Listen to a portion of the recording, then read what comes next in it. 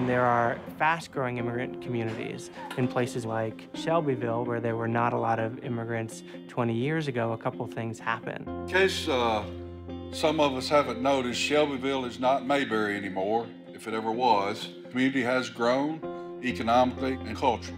There are cultural fears and insecurities. It's a very natural reaction to change. In fact, when I was born here and grew up here, it was different than it is now. We know that nationally there has been this huge growth in the immigrant population, the fastest growth of any time since the early 1900s. There's a lot of misunderstanding. What do we do? And if my community was always one way my whole life, and then all of a sudden it had changed a lot, and no one explained to me why, I would be concerned. I hear that all the time. I think that's that they're just demanding. And my wife teaches English as a second language in one of the elementary schools, and that's her comment about the Somali kids. They're very aggressive, very aggressive. As long as the non-immigrants in the community are not engaged, there tends to be tensions that can lead to a downward spiral. If you'll sign in, please.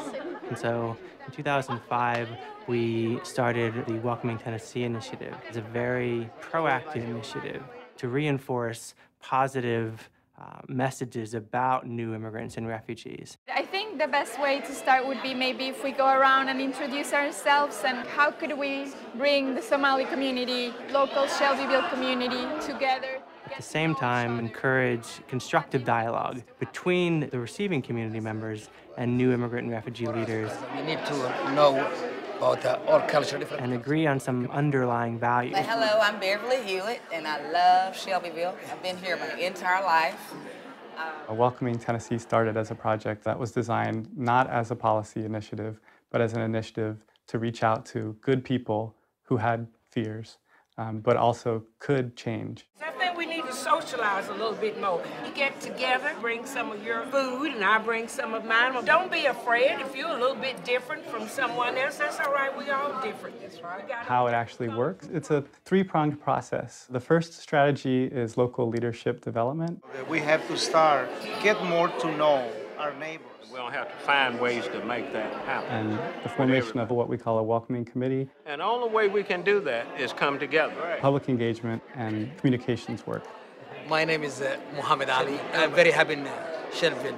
You know, I always want to meet Muhammad Ali.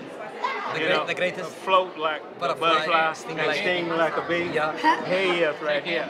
Shelbyville was identified because people within the immigrant community and the long-term community, even within levels of government, we're talking to each other about the changes.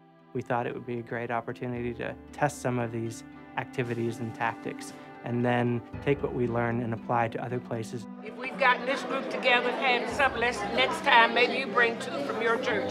I bring 2 from mine. You bring 2 from yours. Somebody else that you work with. We add 1, and then next time we'll have twice as many. Yes, ma'am. We learned a lot from the Shelbyville experience, and some really powerful relationships have been formed there. And Welcoming Tennessee became so popular both within the state of Tennessee, but also all across the country. Other states wanted to build on that and say, you know, we want a welcoming Idaho, for example, or we want a Nebraska that's more welcoming. And so the effort grew organically. Welcoming America, it's a national network of people who want to make their community more welcoming to immigrants.